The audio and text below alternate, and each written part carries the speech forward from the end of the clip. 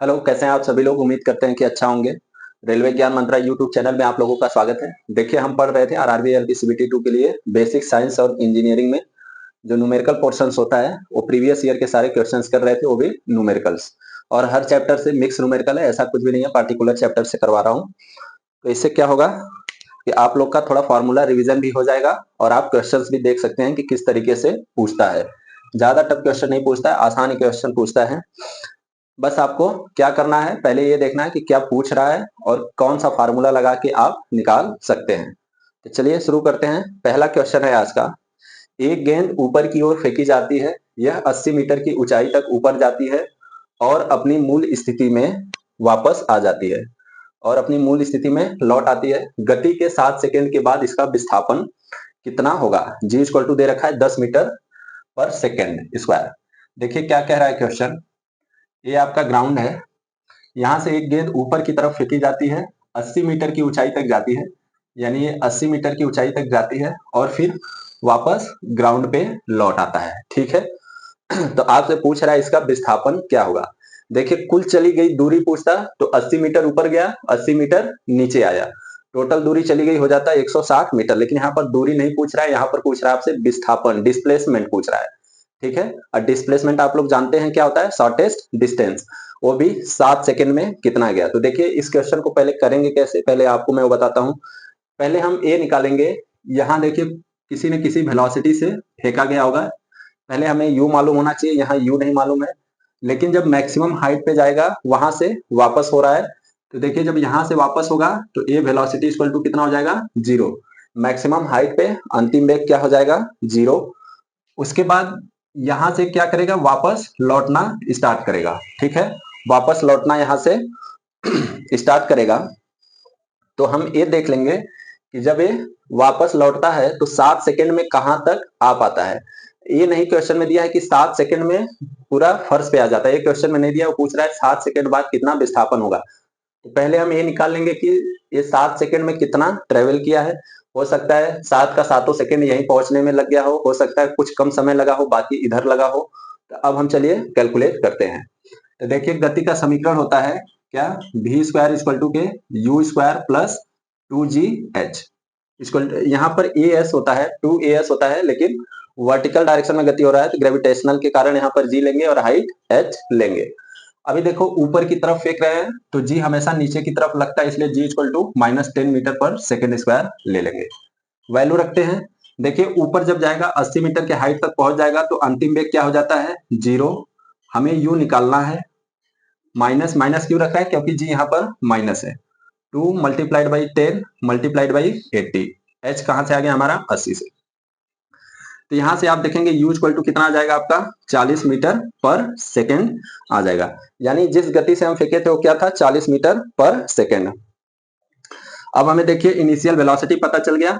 तो अब हम समय निकाल सकते हैं कि इसको यहां से 80 मीटर दूरी ऊपर जाने में, 80 मीटर ऊंचाई तक जाने में कितना समय लगा। पहला नियम क्या होता है गति का, v equal to u minus g t. यहाँ माइनस इसलिए ले रहे हैं क्योंकि ग्रेविटेशनल फोर्स हमेशा नीचे की तरफ लगता है। फाइनल वेलोसिटी देखिए आपका 0 ही रहेगा। u हमें मालूम चल गया कितना है, 40, माइनस g कितना है, 10, और हमें t निकालना है। t इक्वल टू कितना हो जाएगा, 4 सेकेंड। t इक्वल टू कितना हो गया, 4 सेकेंड। इसका मतलब कि 80 मीटर ऊंचाई तक जाने में कितना समय लगा है, 4 सेकेंड लगा है। 80 मीटर ऊंचाई तक जाने में कितना समय लगा है, 4 सेकेंड लगा है। बाकी बच गया कितना सेकेंड, 3 सेकेंड और बचा है। 3 सेकेंड में क्या करेगा, गेंद वापस पृथ्वी की तरफ आना स्टार्ट करेगी।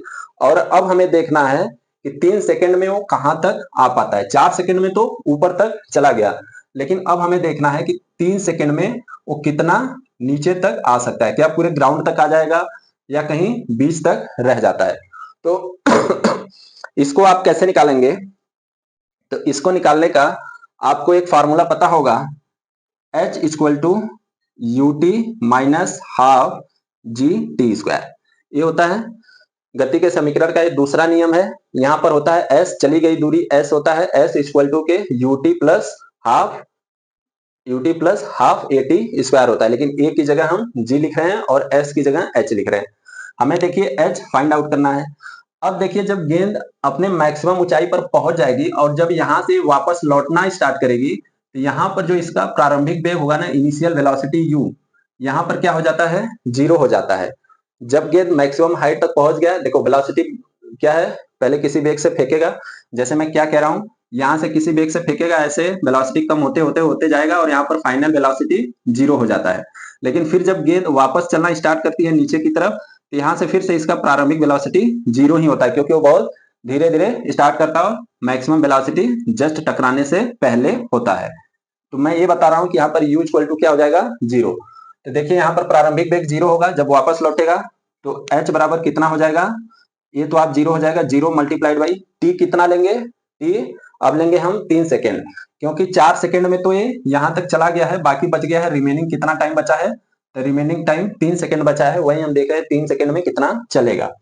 तो 0 multiplied by 3 minus 1 divided by के 2, जी का मान देखो क्या रखेंगे हम, -10 रखेंगे, -10 मल्टीप्लाइड बाई टी की जगह क्या रखेंगे, 3 रखेंगे, क्योंकि रिमेनिंग समय 3 बचा है। मैं बार बार कह रहा हूँ ये बहुत अच्छा क्वेश्चन है, एक बार आप समझ जाएंगे तो आराम से 1 मिनट में लगा सकते हैं। 3 का स्क्वायर कितना हो जाएगा, 9 हो जाएगा। तो देखिए जब इसको सॉल्व करोगे तो आपका आ जाएगा 2 पचियां 10 और 5 नवा 45 मीटर आ जाएगा। यानी कि इन 3 सेकंड में ये जो है कुछ यहाँ तक आ जाएगा, मान लीजिए यहाँ तक आ गया और ये हाइट कितना है आपका 45 मीटर, 45 मीटर डिस्टेंस से ट्रेवल कर लेगा। अब बताइए विस्थापन कितना होगा, हमसे यही पूछ रहा था कि विस्थापन कितना होगा, हमसे तो यही पूछा था ना कि विस्थापन कितना होगा। तो देखिए यहां से यहां तक गया 80 मीटर और वापस 45 मीटर लौट के आ गया, तो विस्थापन कितना होगा, डिस्प्लेसमेंट कितना होगा आपका, प्रारंभिक बिंदु और अंतिम बिंदु के बीच का जो शॉर्टेस्ट डिस्टेंस होता है वही उसका विस्थापन होता है। जैसे मैं बोलूं कि यहाँ से 80 मीटर गया और फिर 45 मीटर वापस आ गया, तो बचा हुआ डिस्टेंस कितना है, यही इसका विस्थापन होगा। तो 80 में से जब 45 माइनस करेंगे तो कितना आ जाएगा, 35 मीटर, 35 मीटर। तो इसका विस्थापन कितना हो जाएगा, 35 मीटर। देखिए इस क्वेश्चन में मैंने कुछ ज्यादा ही टाइम ले लिया, बस आप लोग को समझाने के लिए। वैसे क्वेश्चन बहुत अच्छा है, आया हुआ एग्जाम में है, तो आपका ऑप्शन नंबर दूसरा सही है। उम्मीद करता हूं कि समझ में आ गया होगा। एक बार मैं फिर से बता देता हूं, पहले आप निकालेंगे कि ये 80 मीटर ऊंचाई तक जाने में कितना समय लगेगा। अगर मान लीजिए 7 का 7 सेकंड लग गया, ये भी तो हो सकता है कि 7 का 7 सेकंड यहीं तक लग जाता है, तो उसका विस्थापन 80 ही होगा। या ये भी हो सकता है कि इन 7 सेकंड में गेंद यहाँ गया और फिर यहाँ से आके यहाँ तक वापस फर्श पे भी आ गया, धरती तक भी आ गया, तो विस्थापन कितना हो जाएगा, डिस्प्लेसमेंट 0 हो जाएगा। इस केस में 80 मीटर गया और वापस 45 मीटर तक आया, तो विस्थापन आपका 35 मीटर हो जाएगा। कैसे मैंने निकाला, पहले मैंने इनिशियल वेलोसिटी निकाल लिया कि किस वेग से फेंका गया था, वो आ गया 40 मीटर। अब हमें जब 40 मीटर वेग पता चल गया और फाइनल वेलोसिटी 0 है, तो हम देख लेंगे 80 मीटर तक जाने में कितना समय लगा, वो लगा है 4 सेकेंड। 4 सेकेंड लग चुका है, टोटल 7 सेकेंड में पूछा है, बच गया कितना, 3 सेकेंड। 3 सेकेंड में आप निकाल लेंगे कि कितना दूरी चला गया, तो इसके लिए आप ये वाला फार्मूला लगाएंगे और यहाँ पर इनिशियल वेलोसिटी 0 रखेंगे, क्योंकि जब गेंद वापस लौटना स्टार्ट करेगी तो उसका वेलोसिटी, जिस वेलोसिटी से वो वापस लौटना स्टार्ट करेगी वो 0 होगा प्रारंभिक वेलोसिटी, और लास्ट तक आते हुए बढ़ जाता है। उम्मीद करता हूं कि यह क्वेश्चन आपको समझ में आ गया होगा।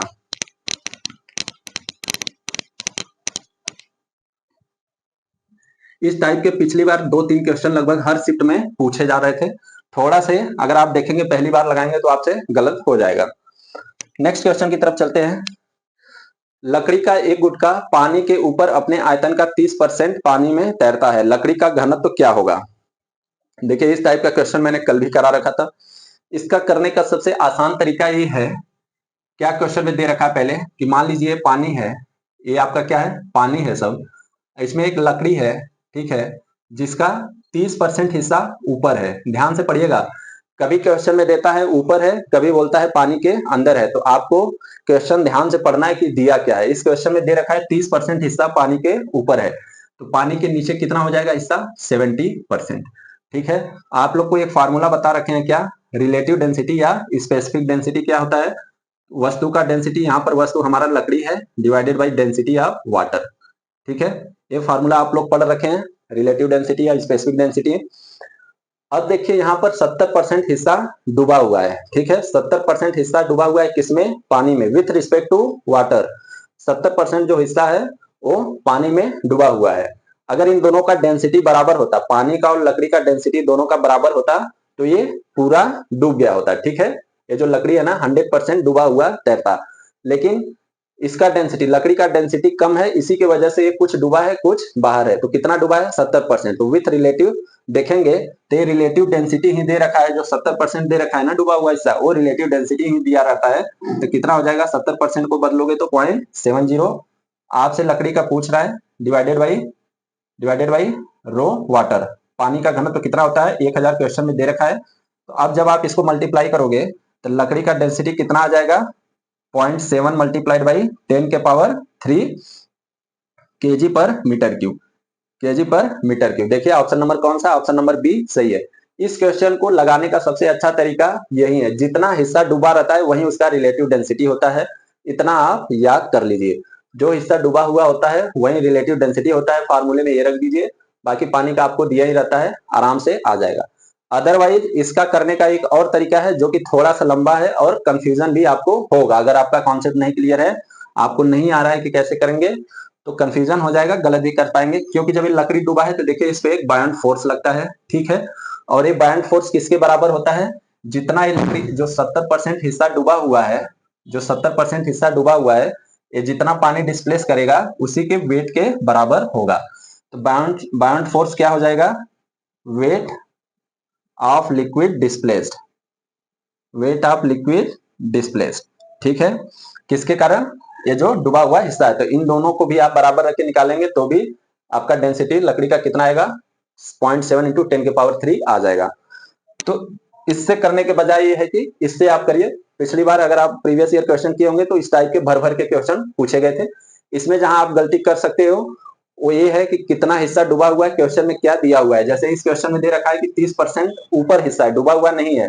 तो डूबा हुआ कितना हो गया? 70%। कल मैंने जो क्वेश्चन करवाया था उसमें दे रखा था डूबा हुआ हिस्सा इतना परसेंटेज है। तो ये आपको थोड़ा सा ध्यान रखना है, क्वेश्चन क्या बोल रहा है आप अच्छे से देखिए। नेक्स्ट क्वेश्चन है, क्वेश्चन पढ़ लीजिए। पानी में पूरी तरह से डुबे जाने पर एक धातु के टुकड़े का आभासी द्रव्यमान 60 ग्राम प्राप्त होता है। यदि इस धातु के टुकड़े का आपेक्षिक घनत्व 2.5 हो तो इसका वास्तविक द्रव्यमान ज्ञात कीजिए। ये भी पूछा गया है। देखिए इसी टाइप के क्वेश्चंस पूछते हैं, आसान आसान, कुछ ज्यादा टफ नहीं पूछता है। मैं बार बार इसीलिए बोल रहा हूं आपको फार्मूला याद होना चाहिए, और कौन सा फार्मूला कहां फिट करोगे ये भी आना चाहिए आपको। इस क्वेश्चन में देखिए मैं बता दे रहा हूं कि क्या दे रखा है। मान लीजिए क्या है, पानी से भरा हुआ टब है। तो आप लोग खुद डेली जीवन में महसूस किए होंगे कि जब किसी वस्तु को पानी से भरी हुई बाल्टी है, उसको जब तक आप इसी टब में डुबोए रहते हैं हल्का लगता है, लेकिन जैसे इस बाल्टी को बाहर निकालते हैं क्या लगने लगता है? ज्यादा वजन लगता है। तो इसके जब पानी में डुबोते हैं तो इसके भार में कमी आ जाती है। वो क्यों कमी आती है? क्योंकि यहाँ से बायन फोर्स लगते रहता है, इसकी वजह से इसका आभासी द्रव्यमान कम प्रतीत होता है। इसका जो द्रव्यमान है उसे आभासी द्रव्यमान बोलेंगे और वो कम प्रतीत होता है। तो इसके लिए मैंने आपको क्लास में बता रखा है कि जो इसकी स्पेसिफिक ग्रेविटी होगा या अपेक्षिक घनत्व रिलेटिव डेंसिटी होगा वो क्या होता है। एक फार्मूला बता रखा था, क्या? W1 divided by W1 minus W2। ये क्या आपका रिलेटिव डेंसिटी है, RD लिख देता हूं, अपेक्षिक घनत्व है। वो क्या होता है? W1 divided by W1 minus W2। यहाँ पर W1 क्या है? आपका वास्तविक द्रव्यमान है, ठीक है। W1 क्या है? आपका वास्तविक द्रव्यमान है। और W2 क्या है? आपका आभासी द्रव्यमान है, आभासी द्रव्यमान है। क्वेश्चन में क्या दे रखा है? रिलेटिव डेंसिटी का मान दे रखा है 2.5। वास्तविक द्रव्यमान आपसे पूछ रहा है और आभासी द्रव्यमान का मान दे रखा है कितना? 60 ग्राम। यही दे रखा है क्वेश्चन में। अब आप इसको सॉल्व कर लीजिए। तो 2.5 W1 माइनस 2.5 गुणे के 60 डिवाइडेड बाई W1। इसको जब आप आगे सॉल्व करेंगे तो कितना हो जाएगा? 2.5 गुणे के 60। यहां से जब W1 आप निकालोगे तो कितना आ जाएगा? 2.5 गुणे के 60 डिवाइडेड बाई के 1.5। ढाई, देखिए यहाँ 2.5 W1 है, में से एक W1 चला जाएगा तो 1.5 W1 बचेगा।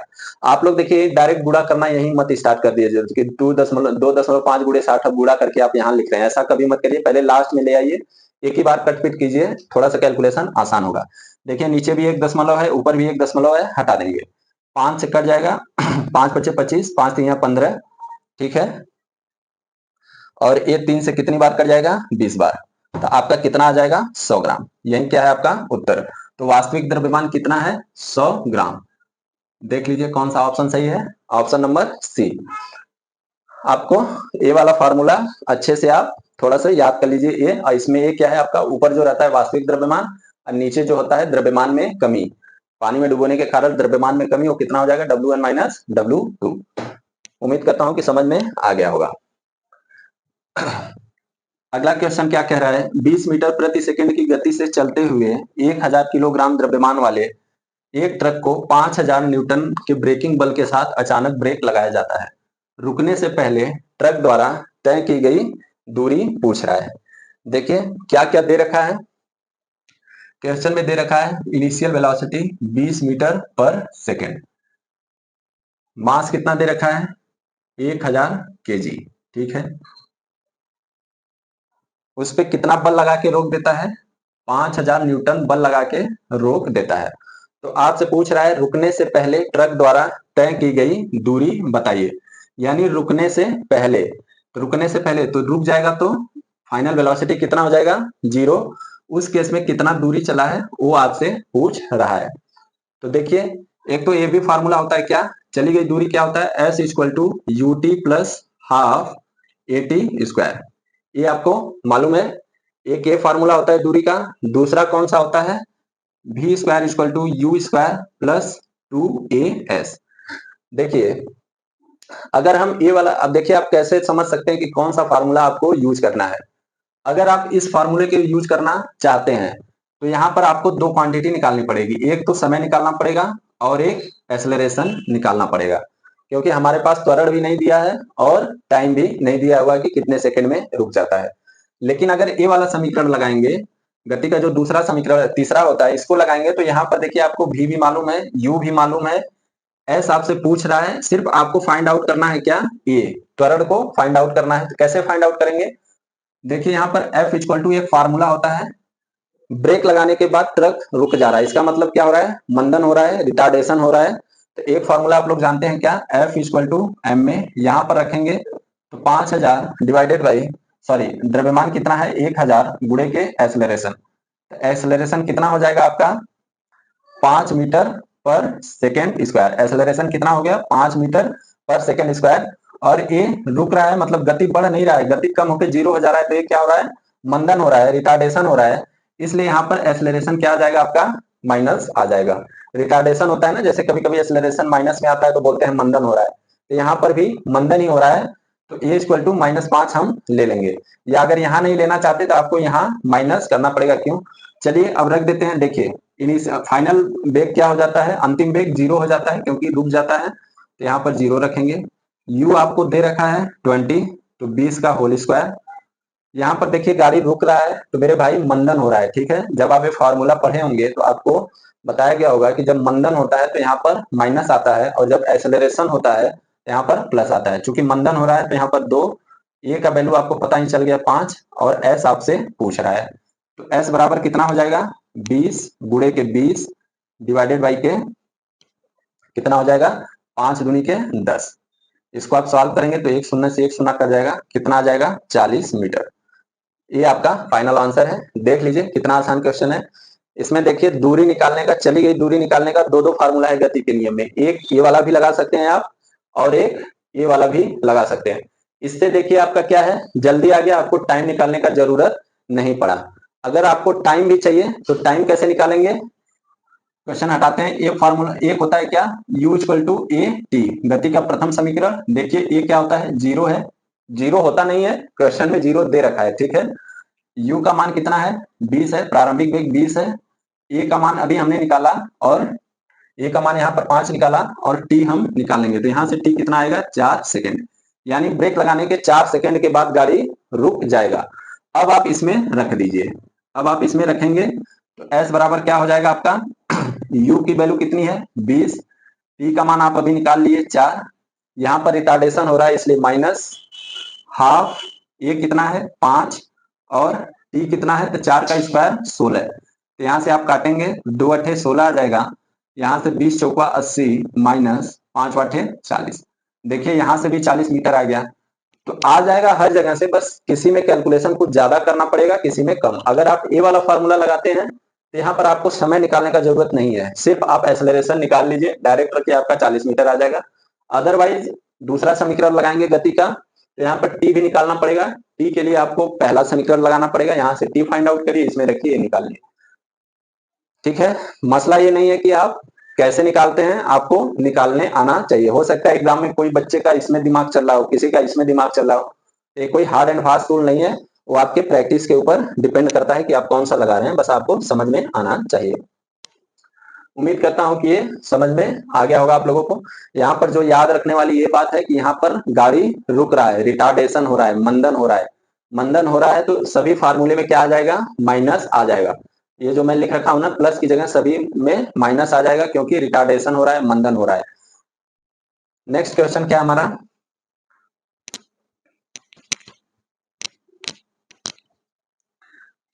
मुझे थोड़ा सा टाइम लग रहा है क्योंकि मैं समझाते हुए चल रहा हूं, अदरवाइज तो ये सब क्वेश्चन एक एक दो दो मिनट के हैं।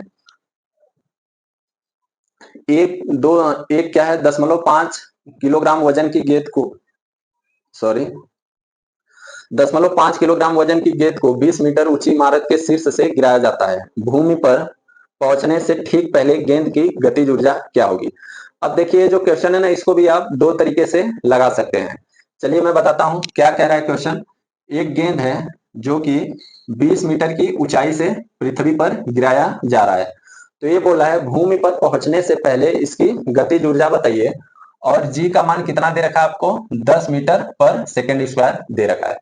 तो मैंने पहले ही आपको बताया था, पहले स्थितिज ऊर्जा क्या होता है कि किसी वस्तु की स्थिति के कारण जो उसमें ऊर्जा निहित होती है उसे स्थितिज ऊर्जा कहते हैं। जैसे गेंद 20 मीटर की ऊंचाई पर है, तो यहाँ पर इसकी स्थिति के कारण 20 मीटर ऊंचाई के कारण इसमें ऊर्जा निहित है। पहली बात ये हो गई। जब गेंद धरती पर टकराएगी, टकराने से जस्ट पहले, मैं ये नहीं कह रहा हूं कि टकराने के बाद, टकराने से जस्ट पहले 0.0000001 सेकंड पहले, टकराने से पहले इसकी सारी की सारी जो स्थितिज ऊर्जा है ना, वो गतिज ऊर्जा में चेंज हो जाएगी। सारी की सारी स्थितिज ऊर्जा जो है वो गतिज ऊर्जा में चेंज हो जाएगी। तो या तो पहले आप स्थितिज ऊर्जा निकाल लीजिए, उसको डायरेक्ट गतिज ऊर्जा के बराबर कर दीजिए, ग्राउंड पे टकराने से पहले गतिज ऊर्जा के बराबर हो जाएगा, वो भी उत्तर आ जाएगा। मैं क्या कह रहा हूं, जैसे अगर यहाँ पर इसकी स्थितिज ऊर्जा निकालें तो mgh होता है। m का मान दे रखा है 0.5 kg, g का मान दे रखा है 10 मीटर पर सेकेंड स्क्वायर, और h का मान कितना दे रखा है 20 मीटर। तो देखिए जब इसको आप सॉल्व करोगे तो कितना आएगा आपका 100 जूल आ जाएगा। कितना आ जाएगा 100 जूल। यानी इस समय गेंद के पास यहाँ पर कितना ऊर्जा है, 100 जूल ऊर्जा है। और एक कौन सी ऊर्जा है, तो स्थितिज ऊर्जा है। ठीक है, जैसे ही ये गेंद गिरना स्टार्ट होगा, मैं क्या समझाना चाह रहा हूं आपको, देखिए अभी इसके पास क्या है, 100 जूल उष्मा है, स्थितिज ऊर्जा है। जैसे ही ये गेंद गिरना स्टार्ट होगा ना, इसका स्थितिज ऊर्जा कम होगा और इसका गतिज ऊर्जा बढ़ेगा। स्थितिज ऊर्जा कम होगा, गतिज ऊर्जा बढ़ेगा। क्यों, क्योंकि इसका वेलोसिटी बढ़ने लगता है। स्थितिज ऊर्जा कम होगा, गतिज ऊर्जा बढ़ेगा। टकराने से जस्ट पहले ये जो 100 जूल है ना, यहाँ पर एक क्या हो जाएगा, जीरो, यानी स्थिति के कारण इसकी स्थितिज ऊर्जा, स्टैटिक एनर्जी जीरो हो जाएगा। और ये जो टोटल 100 ऊर्जा है ना, ये किस में चेंज हो जाएगा, तो ये काइनेटिक एनर्जी में चेंज हो जाएगा। यहाँ से काइनेटिक एनर्जी कितना आ जाएगा, 100 जूल। तो आपका ऑप्शन कौन सा सही है, option number D correct option है। कितना आ जाएगा, 100 जूल। एक तो ये तरीका है, ऊर्जा संरक्षण का सिद्धांत है ये। ठीक है, ऊर्जा को नष्ट नहीं कर सकते, सिर्फ एक फॉर्म से दूसरे फॉर्म में बदल सकते हैं। तो यहाँ 100 जूल स्थितिज ऊर्जा थी, टकराने से पहले टोटल की टोटल गतिज ऊर्जा में चेंज हो जाएगी। एक तो ये तरीका है। दूसरा तरीका क्या हो सकता है, दूसरा तरीका ये होता है कि काइनेटिक एनर्जी का फॉर्मूला क्या होता है, half mv square, half mv square होता है।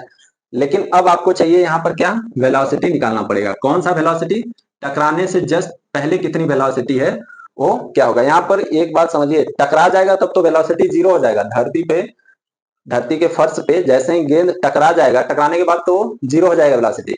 इसलिए हम जस्ट पहले, ठीक है, फ्रैक्शन ऑफ सेकेंड पहले वेलोसिटी निकालेंगे। वो क्या हो जाएगा, half mv square kinetic energy है, ये हमको निकालना है, वेलोसिटी आपको निकालना है। तो आपको एक मालूम है, वह v स्क्वायर इक्वल टू के u स्क्वायर माइनस 2gh एक फार्मूला होता है। ये आपको मालूम है क्या, मालूम होना चाहिए। देखिए जब गेंद यहां से हम छोड़ेंगे तो u इक्वल टू क्या होगा, 0 होगा। यही गति में आपको समझना है कि यहाँ से आप गेंद को ऐसे पकड़े हुए हैं, ऐसे गेंद पकड़ रखा है और ऐसे सिर्फ छोड़ दिया, ऐसे फेंक नहीं रहे हैं, ऐसे पकड़े हैं, सिर्फ ऐसे आराम से छोड़ दीजिए। तो जो उसका प्रारंभिक वेग होगा ना वो 0 होता है। तो मेरे भाई ये 0 हो जाएगा। -2, जी की जगह -10 रखेंगे। क्यों -10 रखेंगे? क्योंकि हमेशा गुरुत्वीय त्वरण नीचे की तरफ काम करता है। और h कितना हो जाएगा आपका, 20 दे रखा है, यहां तक आएगा तो 20 ट्रेवल कर लेगा। इसको आप जब सॉल्व करोगे तो कितना आ जाएगा, ये प्लस के 400 आ जाएगा। कितना आ गया, plus 400। V square equal to आ गया कितना, 400। जब भी निकालेंगे तो कितना आ जाएगा आपका, 20। वी कितना आ जाएगा, 20। यही आएगा क्या, 20। हाँ, 2 दूनी 4, 420। अब देखिए यहाँ पर मान रख दीजिए 1/2। ये कितना दे रखा है, द्रव्यमान कितना दे रखा है, 0.5 मल्टीप्लाइड बाई ये क्या दे रखा है आपका, वेलोसिटी कितना है, वी स्क्वायर कितना है, वी स्क्वायर का वैल्यू अभी हमने 400 निकाल रखा है, तो यहाँ पर 400 रख दीजिए। इसको आगे सॉल्व करिए आप लोग, कितना हो जाएगा, 1/2, 0.5 को भी आप क्या लिख सकते हैं, 1/2, 400। ठीक है, देखिए 2 दूनी के 4 से 4 कट जाएगा, 100 आ जाएगा। तो ऐसे भी आप 100 जूल ला सकते हैं। ला सकते हैं क्या, आएगा ही आएगा। सॉरी, कितना आ गया आपका, 400 जूल आ गया। तो उम्मीद करता हूं कि समझ में आ गया होगा। लगाने के एक ही क्वेश्चन के लगाने के 2-2 3-3 तरीके होते हैं। अगर आपको कॉन्सेप्ट पता है, मैं क्यों बोलता हूं बार बार कॉन्सेप्ट कॉन्सेप्ट कॉन्सेप्ट क्यों करता रहता हूं, क्योंकि आप देखिए सिर्फ फार्मूला रट के बैठ जाएंगे ना, फार्मूला रट के बैठ जाएंगे ना, तो आप बहुत सारे क्वेश्चन में फंसेंगे, चाहे ऑब्जेक्टिव आए चाहे न्यूमेरिकल आए। अगर वो पूछने पे आया, क्वेश्चन एग्जामिनर बनाने पे आया, तो ऐसा ऐसा क्वेश्चन बनाएगा जिसमें आप लोग गलती कर देंगे। उन्हीं का सही होगा जो अच्छे तरीके से पढ़े होंगे, जिनको एक एक चीज बारीकियां पता होंगी। आप इसको चाहो तो आपको पेन उठाना नहीं पड़े। इस केस में आपको मालूम होना चाहिए जितनी यहाँ पर स्थितिज ऊर्जा होगी, टकराने से जस्ट पहले सारी की सारी गतिज ऊर्जा में बदल जाएगी। वो निकाल दो, 100 जूल आ गया। वैसे नहीं आपका दिमाग चल रहा है तो लंबे वाले प्रोसेस पे आ जाओ। काइनेटिक एनर्जी का मान होता है हाफ एम वी स्क्वायर। इसमें आपको चाहिए वेलोसिटी, वेलोसिटी के लिए ये फार्मूला लगाओ। ये फार्मूला लगाओगे तो यहाँ पर यू का मान आपको पता होना चाहिए, क्योंकि हम गेंद को ऐसे छोड़ रहे हैं तो यू बराबर 0 हो जाएगा। आप रख लेंगे तो सारा सिस्टम आप सही कर सकते हैं। चलिए अपने अगले क्वेश्चन की तरफ चलते हैं।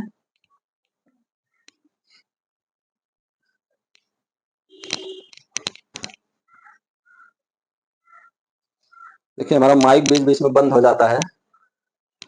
एक 100 ग्राम वजन की गेंद 70 मीटर ऊंचे भवन के शीर्ष पर रखी गई है। गेंद की स्थितिज ऊर्जा क्या होगी? ये तो अभी मैं इतनी देर से पढ़ा रहा हूं, वही है। आपको क्या निकालना है, mgh निकालना है। मेरे भाई अगर देखो यहाँ पर क्या है, कुछ चीजें एसआई यूनिट में दे रखी हैं, कुछ चीजें सीजीएस में दे रखी हैं। सबसे अच्छा तरीका होता है सबको एसआई यूनिट में चेंज कर लिया करो।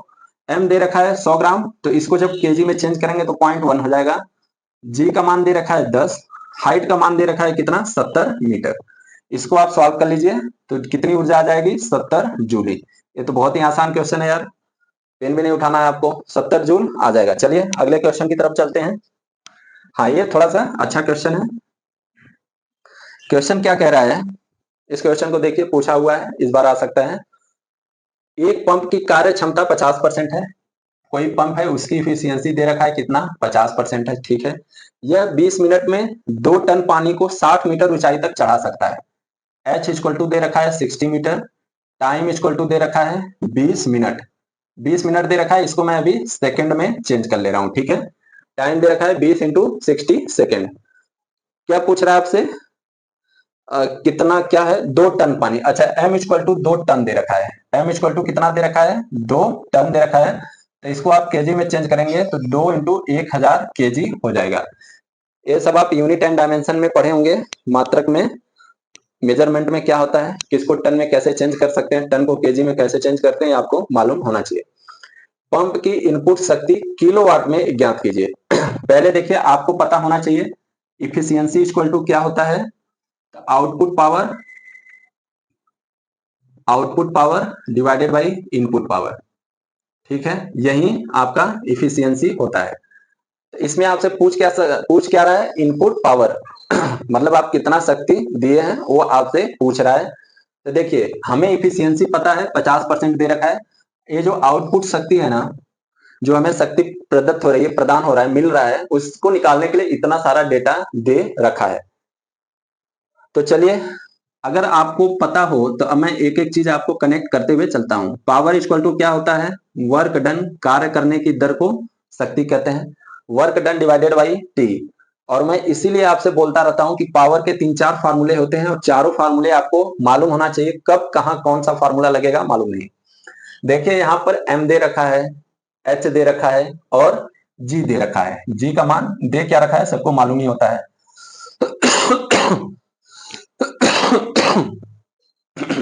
सॉरी, जी का मान कितना दे रखा है? 10 मीटर पर सेकेंड स्क्वायर।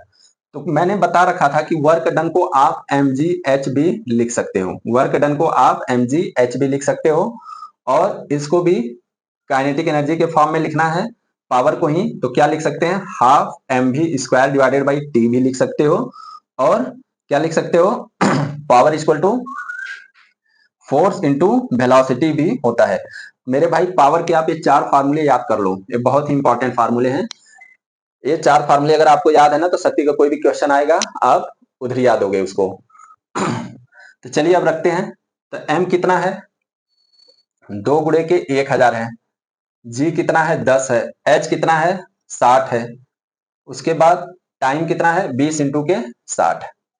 देखिए 60 से 60 कट गया, 10 से 2 बार चला गया और 2 से 2 बार चला गया। तो पावर कितना आ गया? 1000। क्या आ गया? शक्ति हमारा कितना आ गया? 1000 जूल पर सेकेंड आ गया। 1000 जूल पर सेकेंड, या इसको आप लिख सकते हो 1000 वाट भी लिख सकते हो, क्योंकि जूल पर सेकेंड क्या होता है? 1000 वाट के बराबर ही होता है। अब यहां पर रख दीजिए आप। इफिशियंसी कितना दे रखा है? 50%, यानी 1/2। अभी अभी आप आउटपुट पावर निकाले हो, कितना आया है आपका? 1000। ये तो हमें शक्ति मिल रहा है ना, तो ये आउटपुट पावर ही है। आउटपुट पावर कितना है? 1000 वाट। 1000 divided by input power, IP लिख दे रहा हूं, ठीक है। दिख रहा है क्या नीचे तक? हाँ अभी दिखेगा। देखिए तो यहां से इनपुट पावर हमारा क्या हो जाएगा, थोड़ा सा देखिएगा। यहां से हम डायरेक्ट यहां चले आए। इनपुट पावर क्या हो जाएगा आपका? ये इधर मल्टीप्लाई हो जाएगा तो 2000 वाट हो जाएगा। इनपुट पावर कितना हो जाएगा? 2000 वाट। और किसमें पूछ रखा है? किलो वाट में पूछ रखा है, तो 2 किलो वाट हो जाएगा। कितना हो जाएगा? 2 किलो वाट। तो इनपुट पावर कितना है? 2 किलो वाट। हमारा ऑप्शन नंबर ए करेक्ट है। आप इसको अच्छे से समझ लीजिए, नहीं समझ में आता है 1-2 बार रिमाइंड करके देख लीजिए। बाकी जो आपको करना है वो क्या करना है? पावर के 1 2 3 4 फार्मूले आपको ऐसे याद होने चाहिए।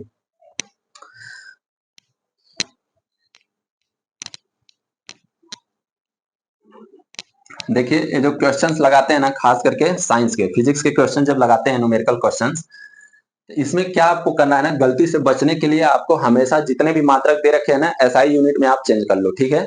एसआई यूनिट में चेंज करके बाद में देखो क्या पूछ रहा है, वो आसान होगा। नहीं किसी को आप सीजीएस में रखोगे, किसी को एसआई में रखोगे, क्वेश्चन में ही कन्वर्ट करते रहोगे, बाद में दिक्कत हो जाएगा आपको।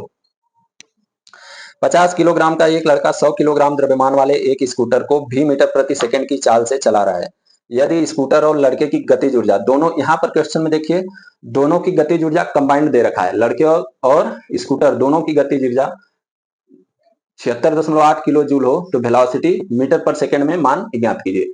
यहाँ पर देखिए मैं क्या बता रहा हूँ आपको, आप समझिए। ये देखिए हमारा क्या है? स्कूटर है। साइकिल जैसा बन गया क्या? चलिए जैसा भी बन रहा है, ये क्या है? स्कूटर है। इसके साथ क्या है? एक ड्राइवर बैठा हुआ है, ठीक है। एक पकड़ के इसको चला रहा है। अभी देखिए क्या है ना, इसका कंबाइंड वेलोसिटी पूछ रहा है। जाहिर सी बात है कि स्कूटर जिस वेलोसिटी से जाएगा उसी वेलोसिटी से तो ये भी जाएगा, क्योंकि उसी पे बैठा हुआ है। तो ये आपसे वेलोसिटी पूछ रहा है। और इन दोनों का जो कंबाइंड द्रव्यमान है ना, इन दोनों का कंबाइंड द्रव्यमान दे रखा है कितना? 50 किलो का लड़का है और क्या है? 100 किलो का स्कूटर है। तो टोटल कितना हो जाएगा आपका? 150 केजी। कंबाइंड द्रव्यमान कितना हो जाएगा? 150 केजी। और गतिज ऊर्जा दे रखी है कितनी? काइनेटिक एनर्जी कितना दे रखा है? तो 76.8 गुणे के 10 के घाते 3 जूल दे रखा है। देखिए यहाँ किलो जूल दे रखा है, हमने जूल में बदल लिया, ठीक है। आपसे पूछ रहा है वेलोसिटी। काइनेटिक एनर्जी का फॉर्मूला आप लोग जानते हैं क्या होता है? Half mv square. चलिए रखना स्टार्ट करते हैं।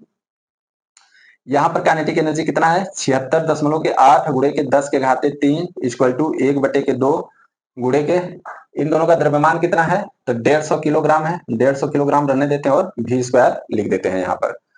अब भी स्क्वायर जब कैलकुलेट करेंगे तो क्या आ जाएगा, 76.8 गुणे के 2 गुणे के 10 के घाते 3 डिवाइडेड बाई के 150, इतना हो गया। अब क्या करेंगे, अब देखिए इसको सॉल्व करना पड़ेगा। तो अब आप इसको आगे सॉल्व करोगे तो 7680 इसका इसमें मल्टीप्लाई कर दीजिए डिवाइडेड बाई के 75, ठीक है, इतना आ गया। तो भी स्क्वायर इक्वल टू कितना हो जाएगा, देखिए 75 का भाग देंगे एक बार जाएगा, ठीक है, बच गया कितना, एक, और कितना आया 8, इतना ही आया। उसके बाद एक और 8 आ गया, हम सही कर रहे हैं क्या, यहाँ 2 जीरो आएगा मेरे भाई, 2 जीरो आएगा, क्योंकि 2 जीरो आएगा। तो कितना हो गया, एक आ गया, 18 हो गया, नहीं भागा जाएगा, 2 बढ़ाई, 1 जीरो और बढ़ाइए तो 1 जीरो इधर आएगा। 75 दुना कितना होता है 150, क्योंकि 3 बार में तो ज्यादा चला जाएगा, तो 150 हो जाएगा। तो यहाँ बचेगा कितना, 150 में से 180 गया 30 और 1 जीरो ये आ जाएगा 300। तो 75 दुना 150, 75 चौकुआ कितना हो जाएगा 300, ठीक है। तो यहाँ कितना आ जाएगा आपका 4 बार। तो भी स्क्वायर इक्वल टू कितना आ गया 1024, और एक इसका स्क्वायर रूट है, जब भी निकालोगे तो स्क्वायर रूट आप 1024, तो ये आप निकालोगे तो 32 आएगा। तो फाइनल वेलोसिटी कितना होगा 32 मीटर पर सेकेंड। अब देखो ये आप कैसे निकालते हो, मैथ में पढ़े होंगे कि कैसे ये निकालते हैं, या आपको वैसे नॉर्मली याद ही रहता है 30 तक 31 तक 32 तक तो लोगों को स्क्वायर रूट याद ही रहता है, स्क्वायर याद ही रहता है। तो 32 मीटर पर सेकेंड आपका करेक्ट ऑप्शन हो जाएगा। नेक्स्ट क्वेश्चन,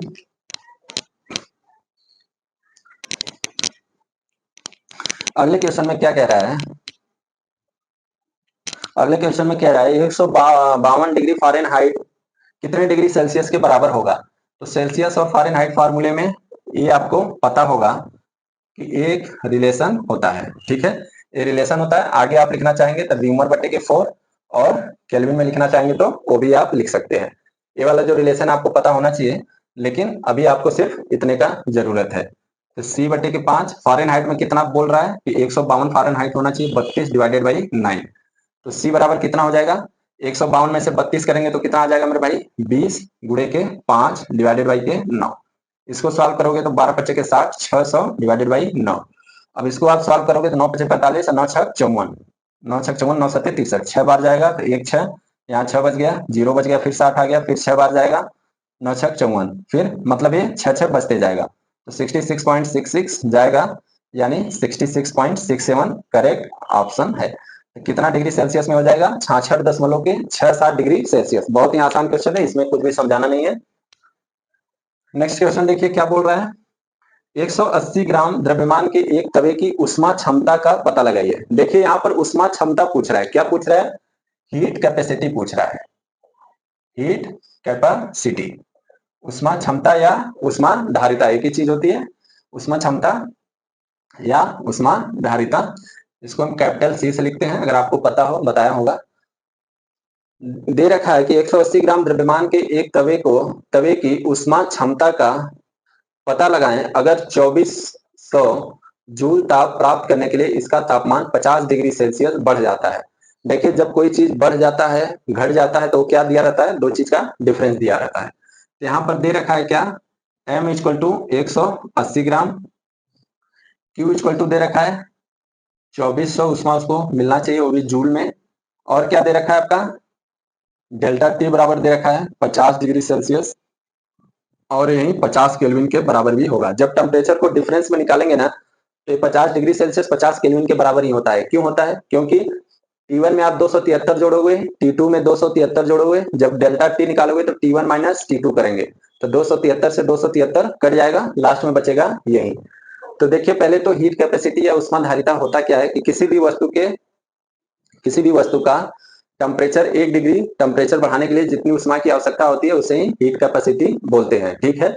यानी हमें इससे नहीं मतलब है कि यहाँ पर 1 ग्राम रहे, 180 ग्राम रहे, 200 ग्राम रहे, 2 किलो रहे, 4 किलो रहे, हमें उससे नहीं मतलब है। बस हमें मतलब है कि उसका टेम्परेचर 1 डिग्री सेल्सियस बढ़ना चाहिए, सिर्फ इससे मतलब है।